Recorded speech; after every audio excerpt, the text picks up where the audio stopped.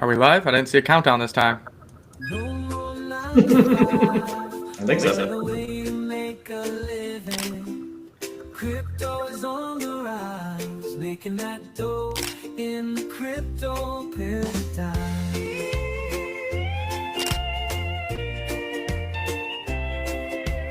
Watching it go, buying low, selling high. Riding the wave, I'm here to stay, living in the digital age. No banks, no fees, just decentralized. It's crypto paradise. Ooh. No banks, no fees. Alrighty, good morning from Paradise Surf family. My name is Crypto Amaru. We have Crypto Hitman in the house as always, and it is Thursday, October 23rd. We got a great show for y'all today. CPI data, despite the government shutdown, the CPI data is coming out tomorrow on Friday. This will determine the direction of Bitcoin and the rest of the crypto markets and the rest of the financial markets. So we will provide our predictions as to what is going to happen next with respect to CPI data. We also have some Pulsechain stories to cover. Is Pulsechain, PLS, Hex, other major assets going to get listed on one of the biggest exchanges in the whole world? Possibly. And we have some exciting news for all you Surf token holders. You guys are going to be getting an airdrop of a new token that's launching on Pulsechain possibly as soon as next week. So get your 200,000 Surf, get in the DAO. That's how you're going to qualify for the airdrop. So we will cover that. We will cover the project that's giving the tokens out.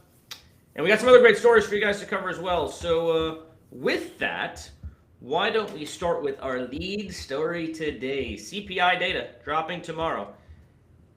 What's your expectations here, Nick? At the levels we've seen, at expectations, inflation lower, inflation higher? I think it's hard because I don't even know how they're really getting. First of all, I don't think CPI data is very accurate, anyways. But how are they going to get accurate data with the government shutdown? I guess is that department still running? I don't know what to really expect with this run of inflation here. Obviously, inflation has been trending down. Gasoline prices every week have been trending down. Egg prices have been trending down. So if that's an indicator of what to expect, hopefully we beat expectations or meet it, and then we'll still be on the case for an interest rate cut within a week here, which is what everybody wants to see. And I think if we meet it or beat it, we get a chance of a 0.5% basis cut versus just a 0.25, where if we don't meet those expectations, I think we're getting just a 0.25% cut. Yeah, so a couple of things. How are they getting the data? That's a great question. I believe there are certain people still working in the government, right? People are still working. They're just not getting paid. And they're going to be getting back pay once the thing opens up. So, I mean, these economists, whoever works at the Fed, they're still going to work, doing their jobs, and they're going to generate this CPI report for us. I do not think we're going to see some surprise, reignited mass jump in inflation. That would belie all logic. Normally, the data trends in the direction it had been trending in, absent some massive, news that would cause it to spike the other way. We're going to continue to see inflation, I think, trickle down or just stay where it's at, that 2.6, 2.8%, where it's kind of been at for the past few readings.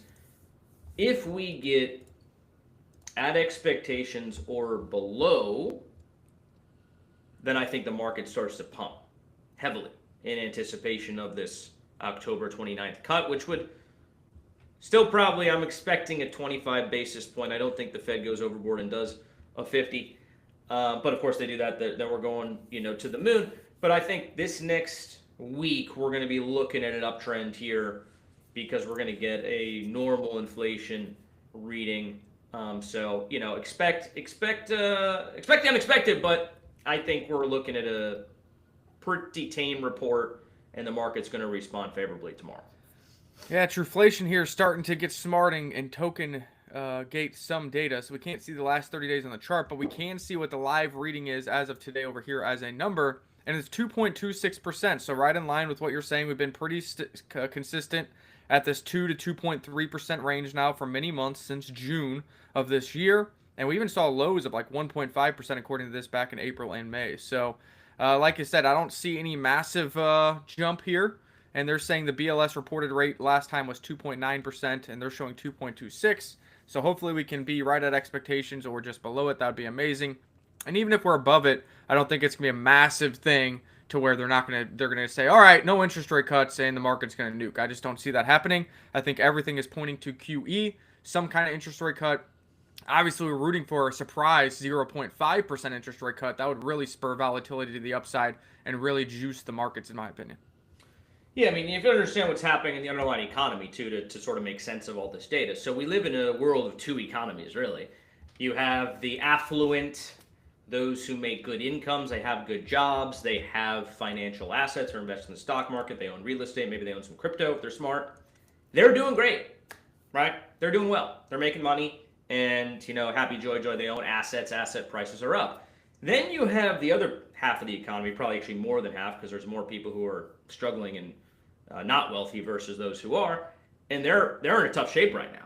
Like, you can look at delinquencies on auto loans, you can look at delinquencies on credit cards, you can look at those who are struggling to find places to rent. I read a story today.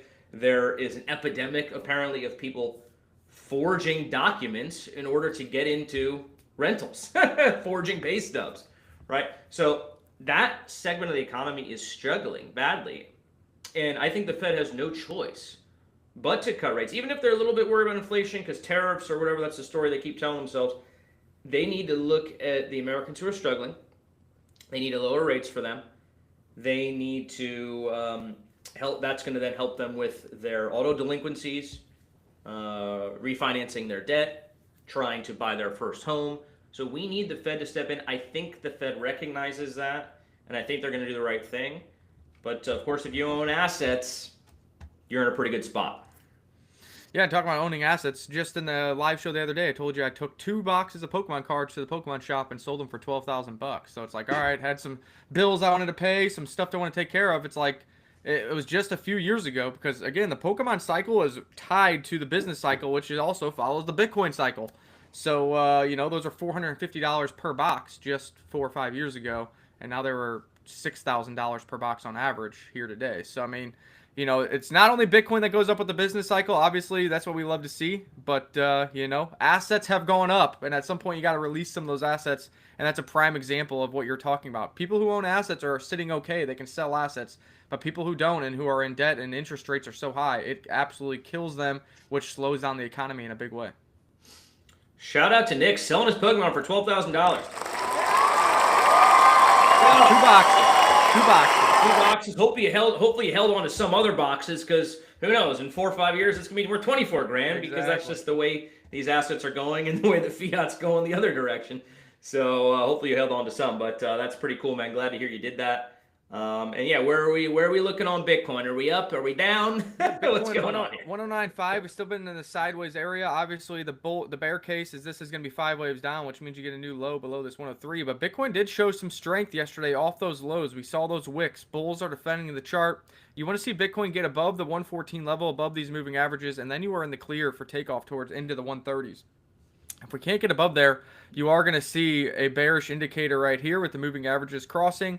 You're going to see that these are going to start to get overbought, and we're going to lose momentum, and we're going to drop once again. But I think if Bitcoin can show some strength going into the CPI data, hopefully it's favorable to us, and can just hold on through the end of this month, because I believe by the end of this month, we will have an interest rate cut. Trump and China will cut a deal. They're going to be in that conference on like November 1st or at the end of the month, and I think we'll be okay. But apparently there is some kind of conference happening today at 3 p.m. Trump's going to be talking about China tariffs. So please, Trump, just say you're lowering the tariffs. So there's not going to be tariffs. Tariff something else because we don't want you to spook the markets. What's wild is Bitcoin and Ethereum keep getting spooked by tariff talk, yet the stock market continues to just print new all-time highs. We talked about it yesterday in the live show, and what do you know? Stock's up another 125 basis points, trying to catch itself and go to new all-time highs once again. So I think if the traditional markets don't care about these tariff talks, us crypto bros need to stop caring about it as well. So let's fight that, guys. Now, Ethereum, This one looks like a clean bearish triangle to the downside, but again, keeps catching itself, keeps trying to fight the urge to dump down below this 3,500 level. It's still holding here. Will CPI data be our savior? Will Trump be our savior? Again, we just need to get above like $4,150 to $4,200, and you are in the clear. The 33% probability of this breaking to the upside will be playing out. But, the markets are doing the best they can. The bulls are defending the charts, and now we need a little tailwinds from CPI or Trump today to make sure that these things don't collapse to the downside.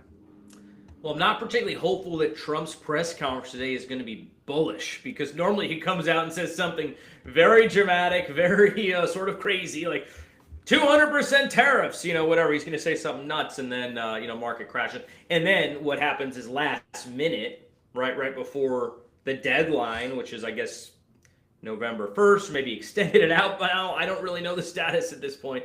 But, that's when he comes to reason and, cuts a deal and the market's pumping. Art of the deal, folks. That's how he does it. This is the world that we live in. You can either fight it and hate it or just accept it and move on. Want to give a shout out to everyone watching the stream live here. What's up, Martin? What's up, Rema? Good to see you. Hexbull on another vacation. I mean, my goodness. This guy living the dream. He should have invested in Hex early, I guess, along with Hexbull. Because he is on another vacation. And happy Halloween, sir. Happy Halloween. You've reminded me. Nick, you and I need to get our Halloween costumes in order, so we got to do a Halloween show here on Crypto Paradise, a special for next Friday. That could be fun. But, Trump's talking. CPI is coming out. Market's looking a little bit shaky. Binance allegedly still suppressing prices. At some point, the pressure valve will release and the markets will run again, guys. I don't know when that's going to happen. Hopefully it starts tomorrow. This has been quite the challenging journey here in October. But we persist. We hold on because we are true believers and we are convicted in this asset class. Let's go into a story that Hexbull would like to see before he goes on vacation, and that is one that was written by none other than OKX. Remember, PLS and Pulsechain have no centralized exchange support. They did have support from OKX and MEXC until the SEC came after Richard Hart, Pulsechain, PulseX, and Hex, and they both delisted the network and delisted the asset class. This was just posted on OKX's article here. Hex, Richard, and ETH. How Richard Hart's legal victory redefines crypto regulation. Richard Hart's legal victory against the SEC, a landmark movement for crypto. Richard Hart, the founder of Hex, Pulsechain, and PulseX, has achieved a historic legal victory against the U.S. Securities Exchange Commission. A federal court dismissed all claims against Hart, citing insufficient evidence or of jurisdiction, fraud, or wrongdoing. This marks the first time a Layer 1 blockchain and its founder have successfully defended themselves against the SEC, setting a significant precedent for decentralized, open-source crypto projects. The case has far-reaching implications for the cryptocurrency industry, especially as regulatory scrutiny continues to intensify.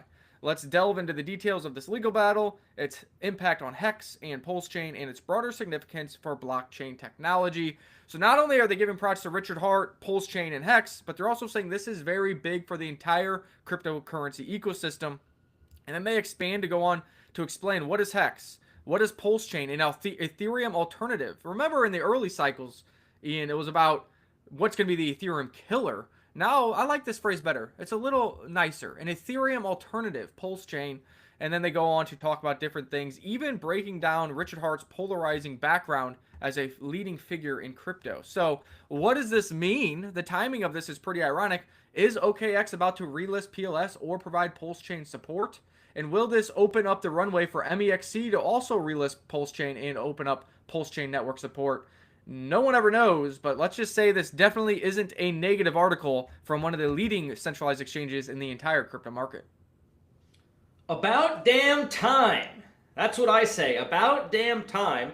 The centralized exchanges who have been really, I guess, anti-Richard Hart, anti-Hex, anti-Pulsechain for whatever reason for so long. Maybe it was SEC, maybe it was personal animus, I don't know. But it is about time to embrace Richard Hart, embrace Hex, and embrace PLS, and embrace all the majors, frankly, on Pulsechain, because it stood the test of time. Look, Initially, people thought Hex was a scam. I don't know. Too good to be true. The mechanism didn't make sense to people. Richard Hart polarizing. I don't know why. They thought it was a scam. But it's proven not to be a scam. And beyond that, he's the only founder, and this is the only layer one, the whole article lays it out, that's beaten the SEC in court, right? Didn't get a settlement, didn't have to pay fines. I mean, look at Ripple. Look at all these other, look at Binance, right? If CZ went to prison for 4 months, we still cheer him on. Richard Hart actually won the case. Sets precedent for other crypto companies. We should be embracing Richard Hart. We should be embracing Pulsechain. And I think the first exchange to do it, it may well be OKX. This would be perfectly logical and reasonable to assume now that OKX is going to list PLS, Hex, and maybe some others. That would make perfect sense. There's a market for it.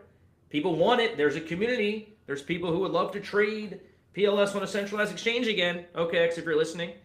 So someone's got to jump in. Someone's got to pull the trigger, and they will benefit handsomely from that. And then I think there would be sort of a cascading effect of this.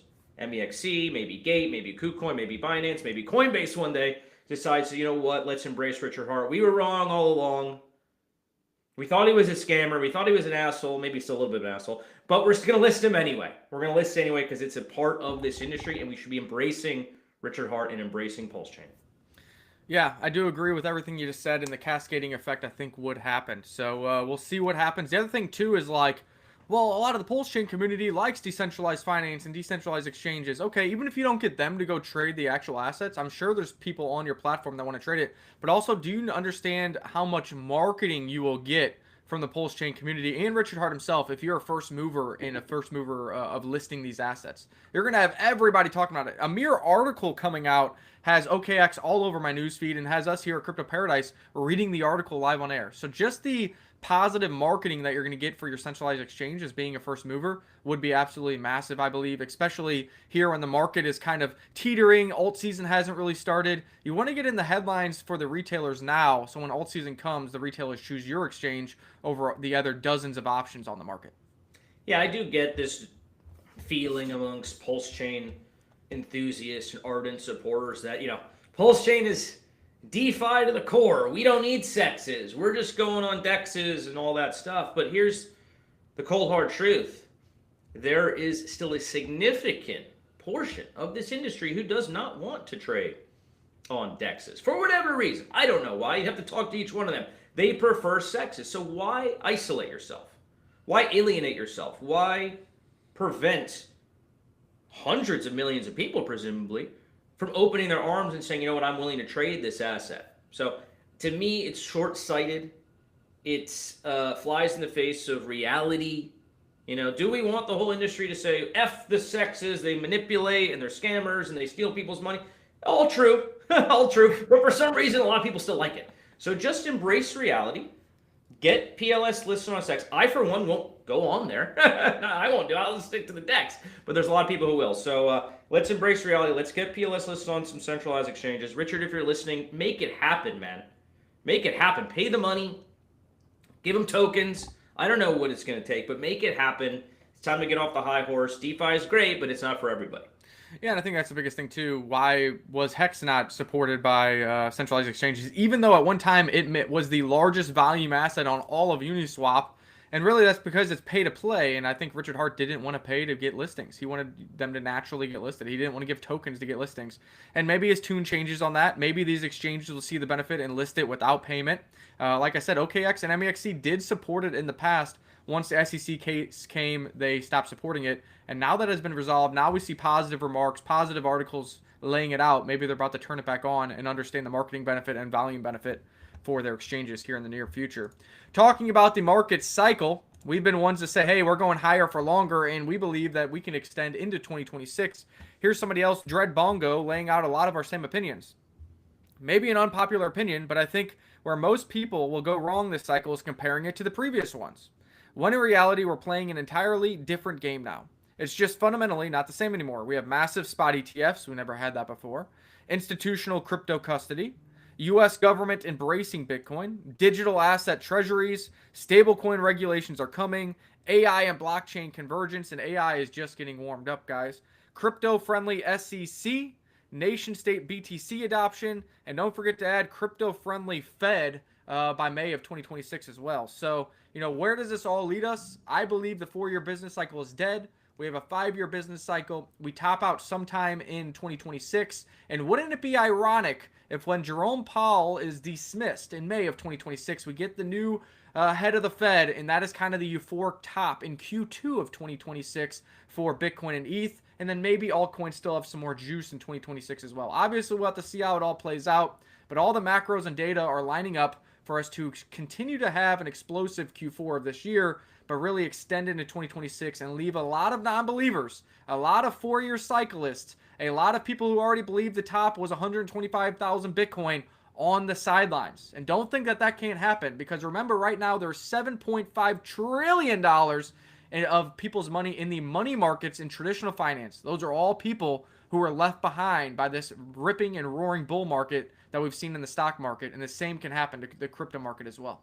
They'll buy back higher. The money market, the boomers who were too short-sighted and conservative and just happy with their 4% annual returns, they will FOMO back into the risk asset markets once Fed cuts the rates low enough where they can't make any, quote, juicy returns on their money market accounts anymore. So they'll be back. They'll be back. But, Dread Bongo, shout out to Dread Bongo. Shout out to everyone who's, I think, speaking a sort of unpopular opinion amongst, crypto degen crowd, which is the 4-year cycle is broken, guys. The 4-year cycle got broken, I think, when Bitcoin reached its all-time high prior to the halving. Why is no one talking about that? That was like the biggest eye-opening thing early in the cycle to say, wait, things feel a little different now. Things feel a little different. And he laid out all the facts, and we talk about all this stuff constantly, right? Fed policies now allowing for economic easing, right? We talk about the SEC embracing crypto, Trump administration. You brought up some other good points, the stablecoin legislation. We got the Clarity Act in the year. There's so many reasons why, in all likelihood, this cycle is going to last longer. So shout out to the contrarians out there. Many people will be left behind, and that's their problem. I continue to hold because we're going higher given enough time. I do want to circle back, by the way, to the listing on OKX discussion, because Hexball, I don't want to ignore you, my friend. This is a great question. Wouldn't OKX have to buy the PLS in order to list it? Well, yeah, I mean, if Richard didn't provide it, right? I mean, they're going to have to get it one way or another. Sometimes they do just buy up these assets. Like if you have a very hyped up launch, a new project usually, right, that's gotten a lot of hype, a lot of attention, I think, the exchanges, they actually just buy the asset listing because they want the money to be made on the volume. In this scenario, I don't know. My guess is they would ask Richard Ford or somebody else. But the funny thing is, too, you actually don't need a ton of PLS and, USDT, say that's the pair, to make a market. If you have good market makers, you don't need like millions of dollars of it. You need maybe a couple $100,000, and you can make a market through market making just with that. So, Richard, I think if it's up to you and you got to donate some of your PLS, I think it's definitely worth it. Of course, in a perfect world, they would buy it, but I just don't see that happening in this case. So we'll see what happens with that story. Yeah, and if you remember, we were just talking about the money markets, and a couple live shows ago, we brought up this same chart, and now Grant Cardone, Gary's brother, big name in real estate, 14 hours ago, talking about the same thing we were. Showing the same chart that over $7 trillion is sitting in the money markets. As rates come down, that $7 trillion will go somewhere. This is what we've been saying. Interest rate go down, the APR, the payout, the dividends, whatever you want to call it, on the money markets shrinks. And then if that is matching inflation, you're technically losing money, and you got to FOMO into somewhere. And he's saying, where will it go? Will it go to gold, Bitcoin, real estate, stocks? I mean, we'll have to wait and see, but the fact that Grant Cardone is listing Bitcoin here, and he has become a Bitcoin bull himself.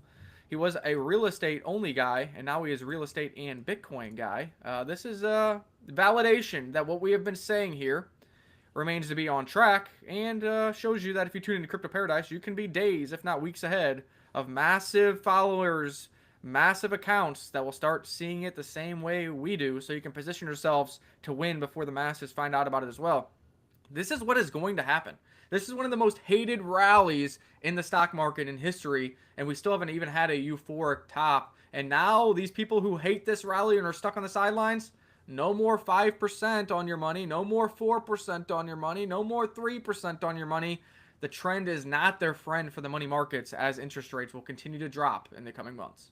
Yeah, and I saw another post doing some maths, showing that you only need like a small percentage of that money to trickle into Bitcoin. You need like 3%, 2%, 1%, some very small number to like pump us to like 170K, for example. Nothing like ginormous, but that's just one thing. Then you take the gold, some of the money that's flowed into gold recently to trickle down into Bitcoin, right? You know, you have a recipe for much higher Bitcoin prices in the end of the year and probably into 2026 as the Fed continues to cut rates. So tomorrow's a big day. Got the CPI reading. Friday next is a big day because that is the cut, and then the next cut following that will be December. So we'll see, what happens throughout November and what the Fed's going to do from there. Good day from Stockholm. I lost my backbone somewhere in Stockholm.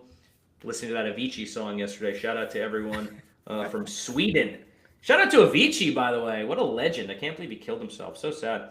In any event, we have Hexbull adding some color commentary here. I do not know who Jay Waller is. And I don't know if it's good to be connected to the Tate brothers. I have mixed feelings about those guys. But I think somebody tagged me in that or shared it. Jay Waller is like a big alpha dude, multi-millionaire, podcast. He goes on various podcasts and stuff. And somebody tagged him and he's like, oh, I still own Hex and I can't wait to see it go up. So there is some big name people that own some of these assets, and they'll start talking and using their platform to all the retail participants if and when Hex and Pulsechain go up and to the right. People forget that part of that 10,000x journey for Hex, Richard Hart was going in person to all of these kind of non-crypto native platforms. You had he went on with Tate Brothers and this guy and Marin and all these other guys. I don't even know all their names because I don't watch that shit. I'm already alpha enough. I got the wife, I got the kid, I got the money. I don't need to watch that as a young man and get on the right track. But he went on all these non-crypto native people and they all bought bags of Hex. And that was part of the reason Hex went up 10,000x. And I would suspect he would love to see prices go up so he can reach out to those guys again. Because, again, all those guys are probably down on their investment now, or maybe they're up just a little bit. And it's a lot harder to re-engage with those individuals when they're down on their investment. So, yeah, I did see that. Somebody tagged me. Somebody's still talking about Hex that is not crypto native, has a massive following, millions of followers. So that's pretty cool to see. Well, I'll tell you what's going to happen. Once we see altcoins finally go up in a sustained manner, normie people get interested in crypto again.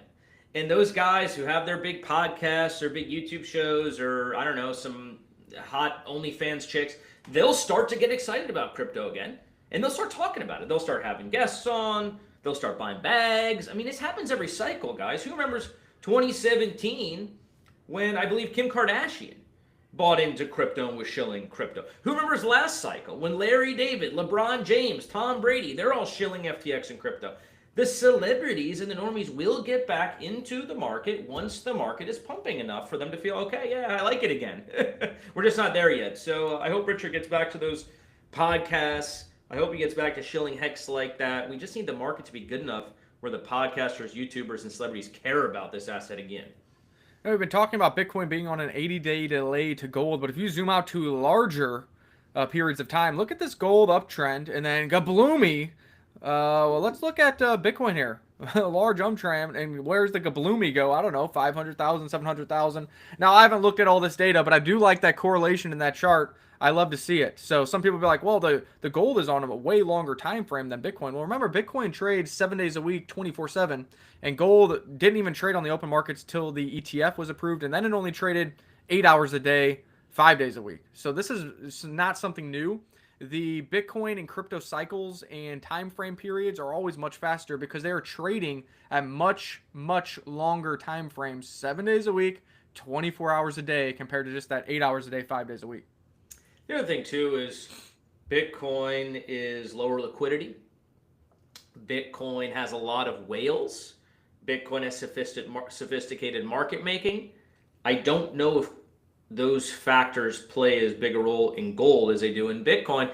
And so I do believe there is some price suppression happening now. I do believe there is, quote, manipulation happening. Or maybe it's just OGs selling a lot of Bitcoin, or maybe it's regular retail giving up on the cycle and saying it's all over. But we got a lot of sellers right now. Eventually we got to get them flushed out here, whether that's Binance, whether that's the whales, whether that's the retail Jeets. Get them out, and that's when you're going to see these kind of green candles coming like we saw in gold. Yeah, talking about other assets that we have been trading and selling, and other assets that celebrities would shill, Coinbase being one. The NBA is back, and Coinbase is the sponsor on some of the NBA courts. And well, Coinbase is down. We sold Coinbase for profits at $369, $370. It's back down to $319, but they do have an earnings call coming up. What is interesting about that one is it is always on a 3-month lag, and over the past 3 months, we did have some outliers with some retail showing some strength, some OTC deals going on, which I'm sure they made good fees on. So, I am looking to hopefully get long before this event. This occurs on Thursday, October 30th.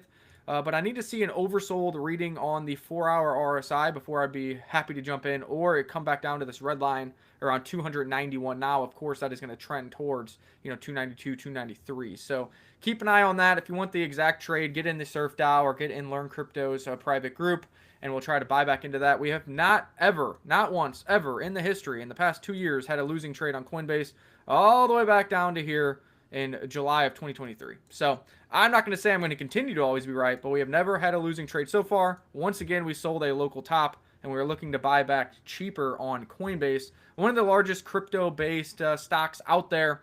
Of course, we have gone smaller and smaller in our positions to Coinbase because we do believe there's more upside opportunity from SBET and BMNR with their Ethereum strategic reserve narratives. We're in those at the lows, you can see here.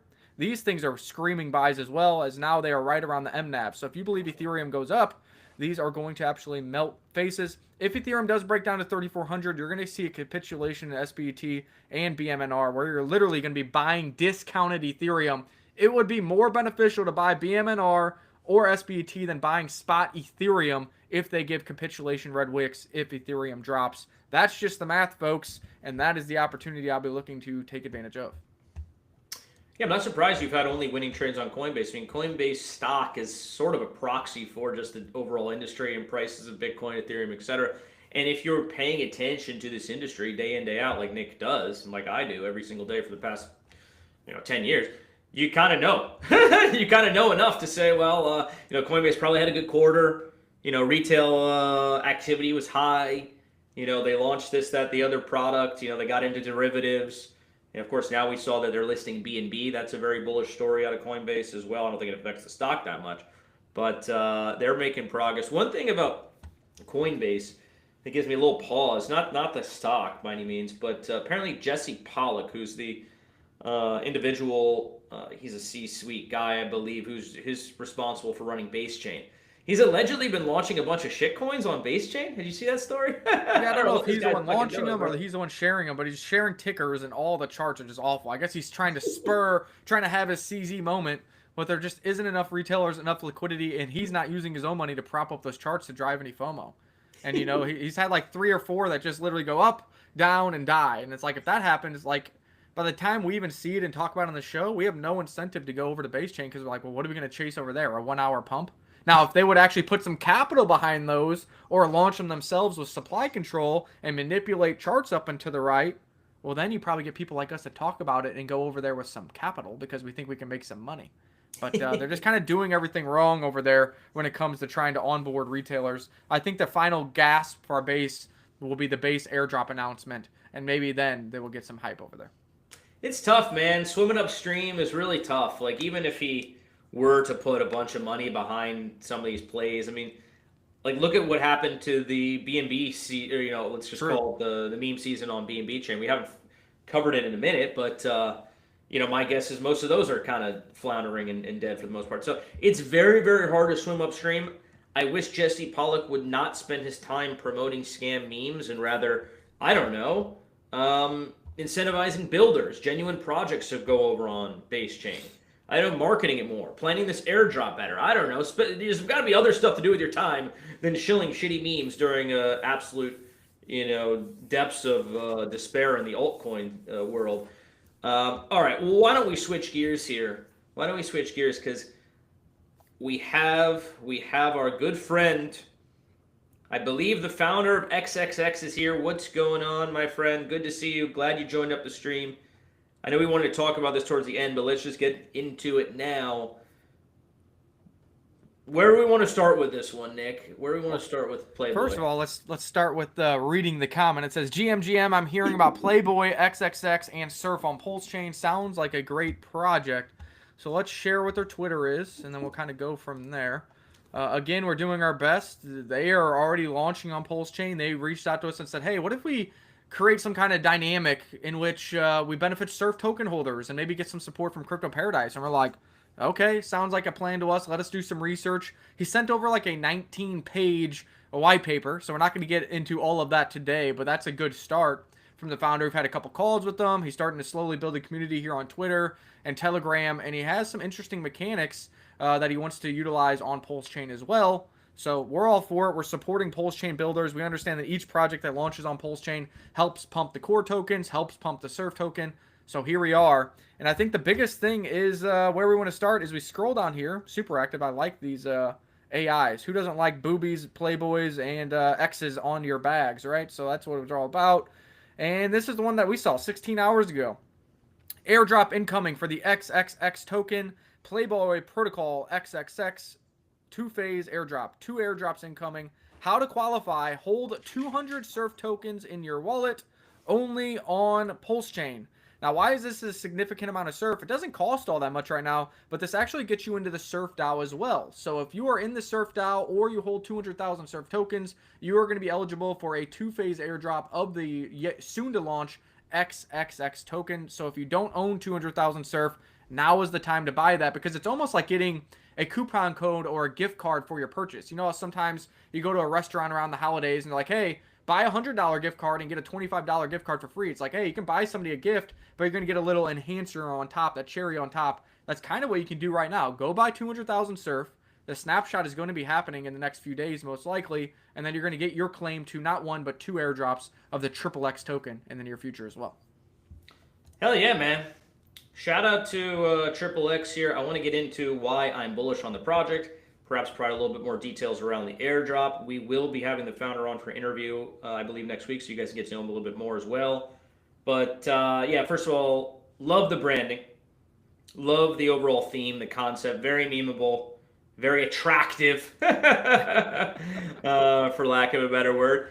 So, you know, I think that's a check. Check that off the list here. Great brand, great branding. Secondly, the founder, the team, right? Very connected to the world of Pulsechain. Knows Pulsechain very well. In fact, he was a member of our DAO. He called himself Mr. Pulsechain.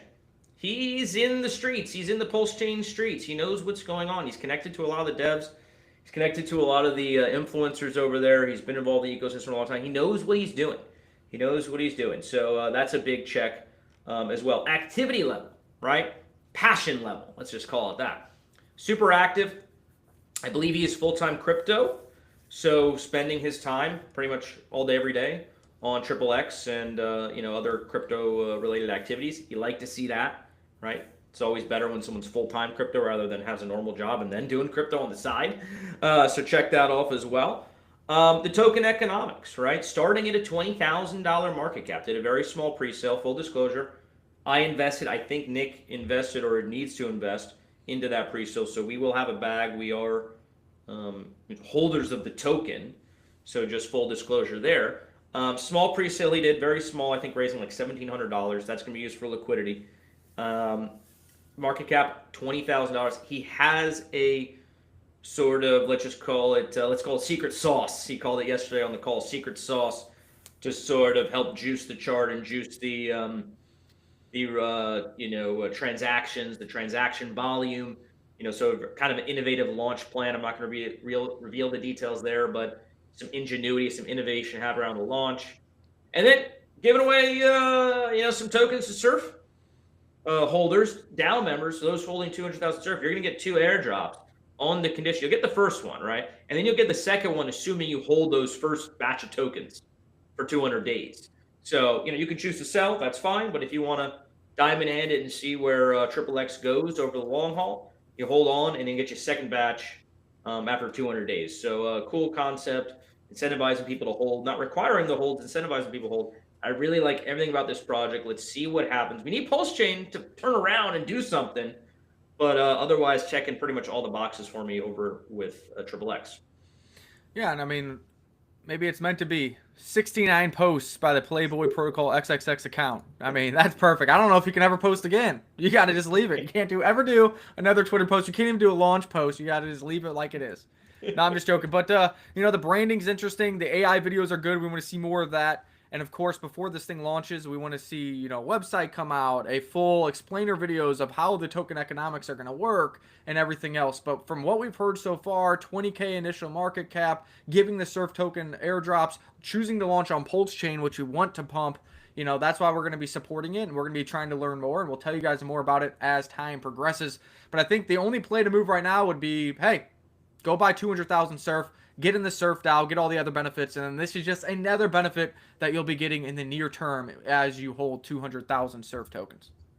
Yeah, and I think those 25,000 tokens could end up could end up being worth as much as it costs to buy 200,000 Surf presently, which is about $750.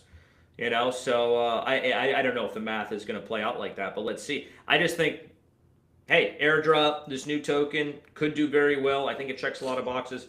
Why not grab yourself 200,000 Surf? Not financial advice as ever, but getting airdrops, getting all the other benefits of being the DAO seems like a win-win to me. Glad I have my 200,000 Surf ready to go. So shout out to Triple X, and we'll certainly be having him on for a show. We'll be talking more about that project as it gets closer to launch there.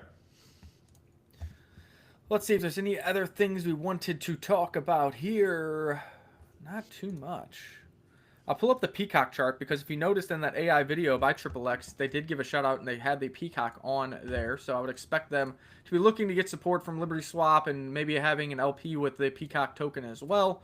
If we come over here, we did sell our Peacock trade because, I mean, my gosh, look at the gains we made on that thing so quickly. And we've been looking for a drop to buy the dip. We missed these wicks because we were asleep, and Nick is a loser and goes to bed. But we are trending back down once again. If we can get a good buy setup, look, I mean, we just saw another oversold on the 1 hour while I was sleeping again. Why do you guys continue to sell Peacock while I'm sleeping? Sell it while I'm awake so I can give a buy and buy the dip. You keep giving these wicks while I'm in bed. Stop doing that. Sell it in the middle of the day so people with balls like myself can buy it back. But anyways, we sold Peacock about 25% higher. Peacock is going to be one of the leading meme coins on Pulsechain, and they're doing buy and burns based off the Liberty Swap bridge fees and revenue. So I expect that to continue to trend higher if you believe in the success of Pulsechain, and we'll be looking back to get a dip on Peacock. And the people are like, well, why'd you sell, Nick? Why'd you do that? Well, I mean, you have to take profits somewhere. And when you buy the exact lows on these things and make 300% gains in a month, don't you think you should probably take some profits and sell some positions? I mean, at some point, Crypto Amaru, you got to hit the cash register and get in stables for a breather. Am I incorrect on that? No, absolutely. With these altcoins, sure. I mean, I'll never sell my Bitcoin, but that's a whole different story. For these altcoins, you did 300% in a month. It doesn't mean you'll never buy it again. It doesn't mean you hate the project and it's like, I'm out forever. I mean, some people might do that. But if you still like the project, like the fundamentals, you're following the chart, you're waiting for downtrend, and you're waiting for, tokens to be sold, and then it gets oversold, and like, okay, buy back in and ride it again. There's nothing wrong with any of that. That's probably, in fact, that's definitely wise. Because you don't want to round trip your bag. That feels worse. So if you got in the lows, and you have the opportunity to take profits, take some profits. Don't necessarily abandon the project, right?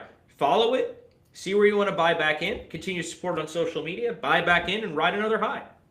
Yeah, and we might miss the net. Well, okay, Nick, what if this triangle happens? You never get a buyback and it explodes. Okay, then we buy a dip somewhere else. We got to buy it higher. We got to ride the next wave. Maybe Pulsechain is mooning, and you can get on a momentum trade. So, some people you would have sold maybe 25% or 50% of your bag, and that way you don't have to worry about this and have the exposure. We did sell our entire bag just because of how quickly it ran up. That has been right so far, as we are kind of in this dying trend. But I probably will need to pull the trigger, as if I believe Pulsechain is going to turn around, this could be a bullish triangle and we could be heading higher. But again, we're like 25% lower than where we sold. So if you used all that money, you could have 25% more units of Peacock token. And now look at that. You just grew a bag that you think is fundamentally sound and is going to go much higher over the next 3, 6, and 12 months. I'm sure it will, because it has the most popular bridge on Pulsechain. It's generating revenue. It's using revenue to buy back the token. So it checks all those boxes. Super active, great community.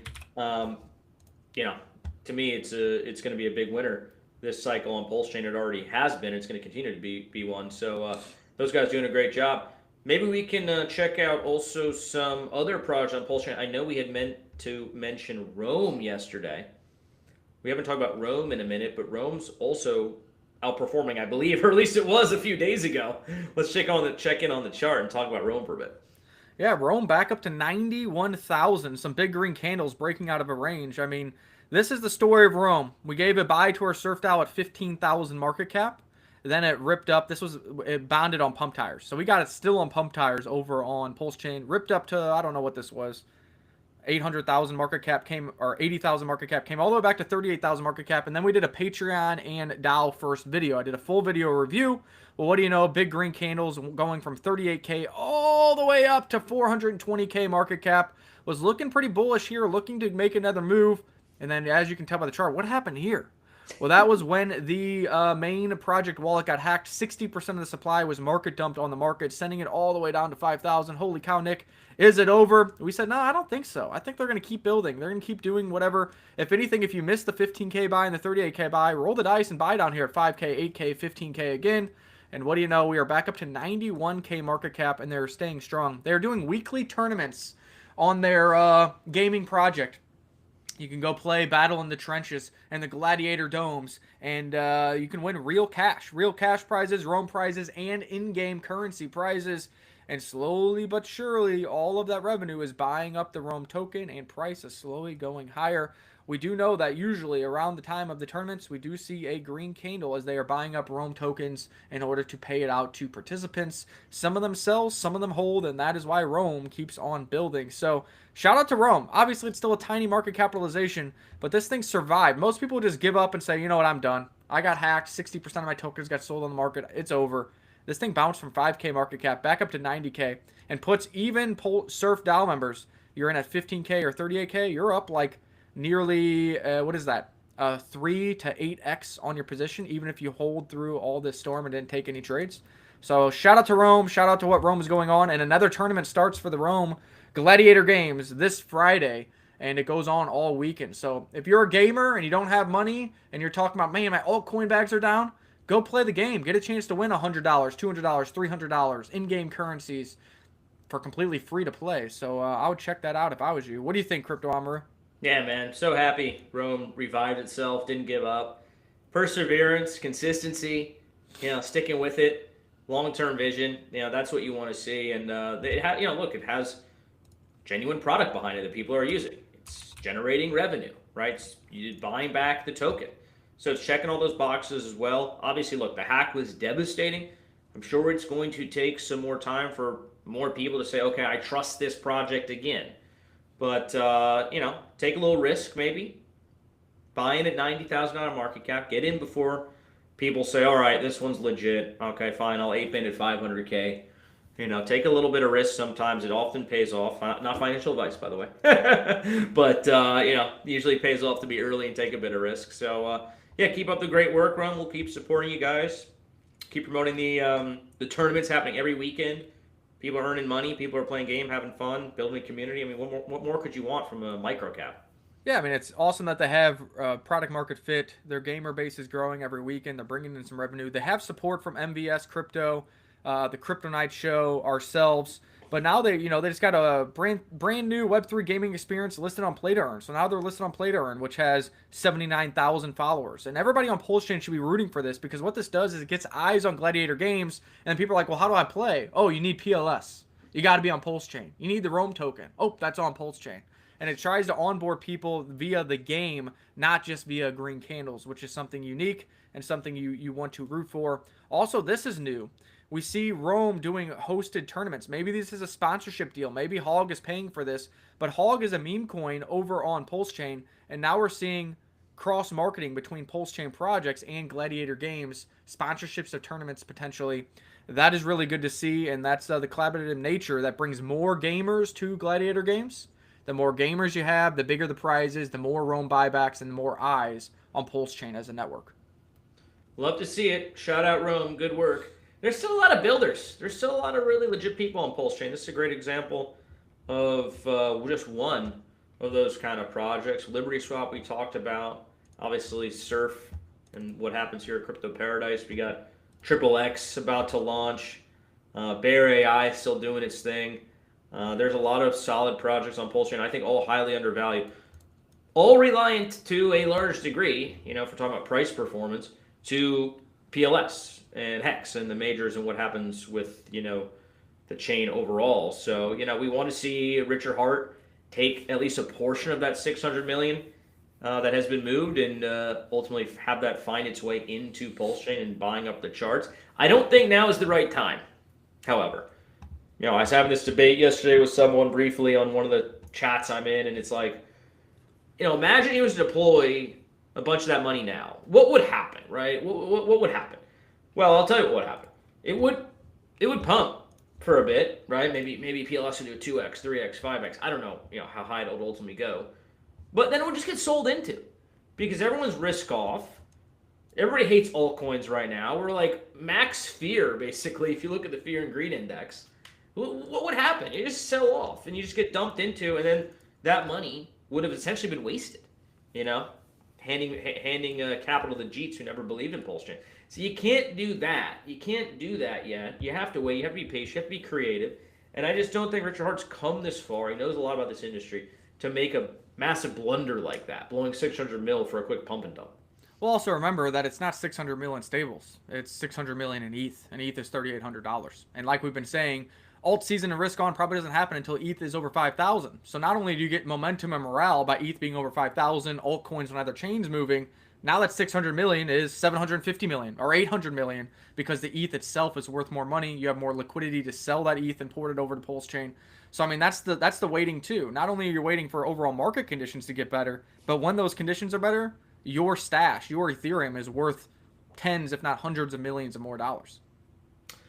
You know what this market comes down to, right? It's the transfer of money from the impatient to the patient, right? One of the famous Warren Buffett-isms that we all know and love, but most people don't practice that. Most people are, I want to get rich quick.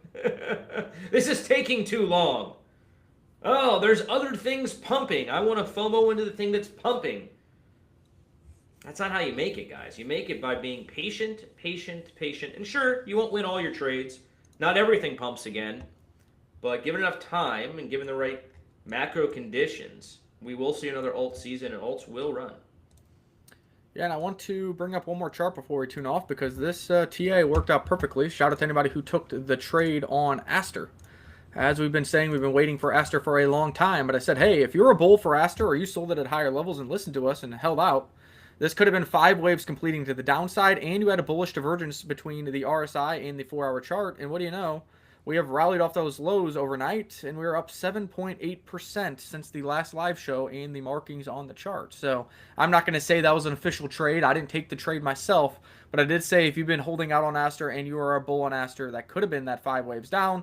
Bullish divergence. This is as good a time as any to try to take a swing on it. And now you're up 8% in 24 hours.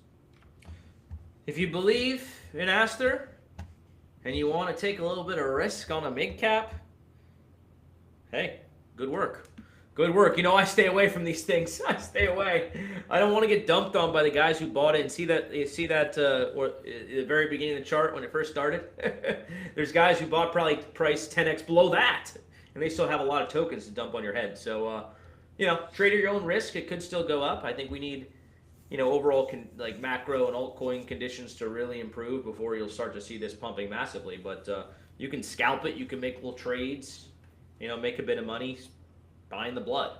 Nothing wrong with that. And we do have Pengu as well. This is one that we bought the blood on, sold for 68% gains, and we've been waiting for a re-entry. That thing continues to go down. So we're watching that because it is putting in bullish divergences. Higher lows on the RSI, lower lows on the price. If price gives us one more wick down, I think we'll probably take another trade. It's already down 23% since we sold Pengu. And again, they said they had a lot of stuff coming in Q4 of 2025. Massive IP. And well, what do you know? We're in Q4 2025. So buying that IP on a dip after selling it higher probably makes a lot of sense. And then lastly, talking about Pulsechain, PTGC. We did a little mathematical equation on this. When Pulsechain rallied 15% off the lows, PTGC went up 37%. This is why I keep saying, I don't think you really need to own any of the blue chips. There's 5 of them. Holy cow, we got to spread out our money. Which blue chip's going to outperform? Just own PTGC. Because if Pulsechain does well, PTGC has a history of outperforming on the upswings and pays out passive income. It just did it again when Pulsechain rallied 15%, PTGC rallied 37% plus paid you passive income. So that is your exposure to the blue chips. That's the large cap I want to be in. And then we dabble in Surf, of course, and we look at other various altcoin plays over on that network as well. I'll tell you what's going to happen with altcoins. We've been in max pain for a while, haven't we? And people are just capitulating every day, giving up every day, selling. At some point, we're going to rebound and turn around, and things are going to run, and you're going to be regretting that you sold at the lows. Of course, look, if you need the money and whatever, the project's dead. That's not what I'm talking about. But Pengu, it's not going to go to zero, guys. So just wait. Just wait until the market turns around. Don't capitulate. I can't tell you how many times, because we've been in this industry a long, long time now, many, many years, that you either capitulate, you sell at the lows, or you feel like you want to, and you're just like, takes every fiber of your body to resist, hitting that sell button. But then, I don't know, a week later, 2 weeks, a month, 2 months, 3 months, 6 months later, whatever the time frame is, your bags are running again. And you're like, oh my God, I'm so glad I didn't sell. Or you're kicking yourself for having sold because the thing's 10x from where you sold it at. So this is the story. This is the cycle. This is what repeats time and again. And we don't have a crystal ball when all these things are going to rebound. But I just feel like these strong altcoins, they're so oversold right now. We're at max fear. Everyone's capitulating. We're going to have a rebound at some point. And you will have kicked yourself if you did sell. And you'll be thanking yourself if you held. I think that really covers it. We looked at Bitcoin. We looked at Ethereum. It's kind of sitting in no man's land. A lot of it's going to roll on CPI information. What is Trump going to say later today? And do we get that interest rate cut? And, of course, everything else on Pulsechain. If blue chips show any light bit of strength, momentum and morale changes so quick over there and sends altcoins much higher. CZ still doing his part. BSC still a #1 chain on the network in all of crypto. And BNB was just listed on Coinbase. So I expect Coinbase to support the BSC network itself and start listing some more BSC projects over there. Let's see what that does for the charts. And the short term, probably not much. But when retail comes back, now U.S. investors, Coinbase investors, institutional grade investors can now invest in BNB and maybe some other BSC projects in the future as well. Robinhood also just listed BNB. So BNB is finally being embraced by the Western companies. That had not been the case for up until like this week. So that's which is crazy. It's like the #3 project in all of crypto. That's wild. But so, China bad. I don't know why they didn't want to list it, but they never did. And now they're doing it. That's a positive thing. Before we jump, I do have a question for you though, Nick. So you guys know, I'm sure, about this whale who, it's like the Binance whale, who somehow always like times the market so well with his longs and his shorts, usually corresponding like a Trump announcement, right? Like this was the guy who put like a massive short before, the Binance or before Trump did the, tariff talk and Binance did the manipulation and we crashed 20,000. He's been timing this stuff like impeccably.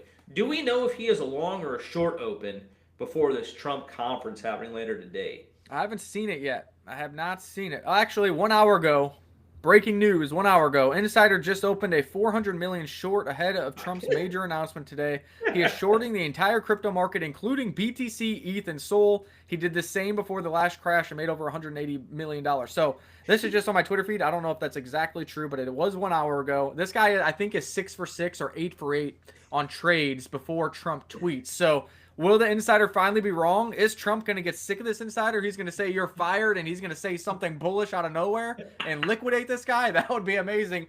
I don't know, but I guess it looks like those triangles will be breaking down after all if this guy's 9 for 9 on his predictions here. But again, I don't know if he's going to liquidate his son, Barron Trump. Yeah. I don't think he wants to liquidate his kid. Normally, he doesn't do these until like right before the announcements. So for him to do it so early in the morning is a little off the cuff for him because I think Trump's not talking until like 3 p.m. So I think he might have shot himself in the foot here getting his positions on too early. We'll see. Or maybe he's trying to play 5D chess on the market. Hey, I'm shorting this at 9. Get you guys short. I'll make a little money. I'm going to flip long right before this announcement. Trump's cutting tariffs. Actually, the president of China is going to be in Trump's office. They're going to be shaking hands on live TV, and markets are going to go parabolic. Oh, my goodness. Imagine that. Imagine that. Yeah, I don't actually lend a lot of credence to the conspiracy theory that this is like someone in Trump's inner circle. I mean, if that's the case, then to me, the corruption just becomes almost beyond the pale, too much to bear. And I'm a fan of Trump. I'm happy for what he's done for the most part. But if this was really like collusion within the administration to make money, on leverage based on Trump's positions, and it's an insider. Somebody's going to jail. It can't be that hard to figure out who this person is. He's eventually got to cash out somewhere. You subpoena that exchange and you get this guy's KYC and you figure out who it was. But my guess is it's really just a savvy trader who's realized that whenever Trump opens his mouth, he says something dramatic. He says something that was unexpected usually, and the markets react unfavorably to those things in the near term, right? Don't they? That's what always happens. So to me, it's just probably a really smart dude who's knows kind of the game here a little bit. But let's see. I mean, I could be wrong, and it could be Barron Trump, and then we're in big trouble. Well, I doubt it's I would doubt it's Barron because I doubt Barron gets the information from his dad, but who knows? But also, you start to create a self-fulfilling prophecy. Now, all over my Twitter feed, like you asked, and I just scrolled 5 posts and found it. Now everybody's like, well, this guy's 6 for 6 or 8 for 8. I'm going to put some money on it. I mean, what could go wrong? I'm going to keep winning. And you create a self-fulfilling prophecy because now if he's short, people are selling spot positions. People are tacking onto short positions, trying to make that gain. And that's when low liquidity markets like crypto, you can actually have an impact there. So we'll see what happens. Hopefully he's wrong on this one. Again, that is an early timing for him to be putting that short on, considering I think Trump's not speaking till this afternoon. So we'll keep an eye on that. At some point, finance is going to liquidate this guy's ass. At some That's point, what I'm saying. Putting the position on really early today. Putting the position on really early today. I don't know about that. That's risky. That's risky, man. That's risky. All the market makers see it. The whole industry sees it. I mean, this is the 5D chess we talk about when it comes to crypto and leverage trading. I mean, everything's transparent now on Hyperliquid. So, this is a fun story to monitor. Once again, our warning to everyone who thinks they have the balls and the skills to play alongside the whales and Binance in these perpetuals markets. Good luck to you. Good luck to you. I stay out of the casino. I leave the casino to the professionals, the casino gambling to Frontier Fund. They're quite good at it. Myself, I'm sure I would get wrecked 10 times over. Yeah, Frontier Fund still has some open positions. They're supposed to be closing on 10/25. Might be shortly after that. Hopefully everybody in the Frontier Fund gets some more profits this month. And you need 400,000 serve or more to get in the next round of the Frontier Fund. Some short form videos will come out to give you guys a couple days to build up your surf positions to get ready for another profitable monthly payout from the Frontier Fund. Again, every single month so far has been in profits. They were big profits before the positions they put on. I'm not sure what positions they have in place. Hopefully they close in profits as well, and we're all hitting the bank with some profits, whether we're rolling them over, paying some bills, or buying some more altcoin blood. We are only days away from getting another payout. Can't wait. Frontier Fund's making us money. Surf DAO holders, we're getting an airdrop of XXX. We've had some good calls recently, despite the terrible market. I mean, everyone who bought into Bear AI early is in like 10x gains. We talked about Rome.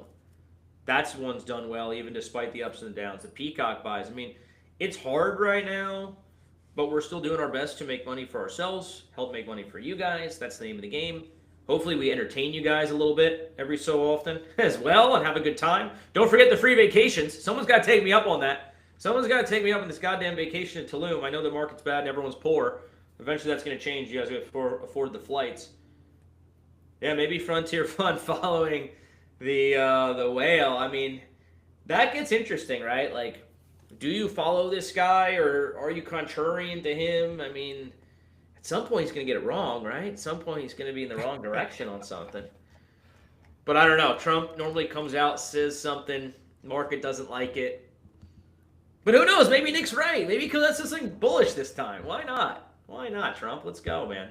Yep, confirmed. President of China on his way to the White House as we speak. You heard it here first, folks. Deals getting cut. Tariffs are off. Market's pumping. Government shutdown's done.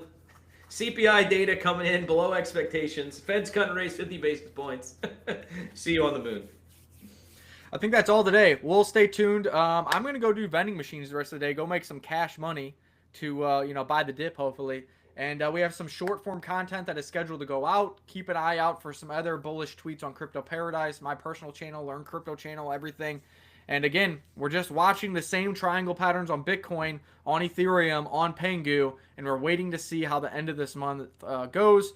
Ultimately, there's going to be volatility, but we think upside resumes after this interest rate cuts. These deals are done early November at the latest. Yeah, man, we're in a good spot. We're in a good spot, guys. Just hang on to your hats. I know October has been a disappointment and a misnomer for sure on October, huh? But hey, we still got like a week left. Let's see what happens. Bitcoin's down like 5%, which I know obviously bucks the trend in a major way. But we got 7 more days to let this month resolve. And if things align, who knows? We made up slightly in the green, and then we got November to look forward to, and then December. And life just keeps going on, guys. And we'll be back tomorrow. Another live stream. And until then, see you on the beach.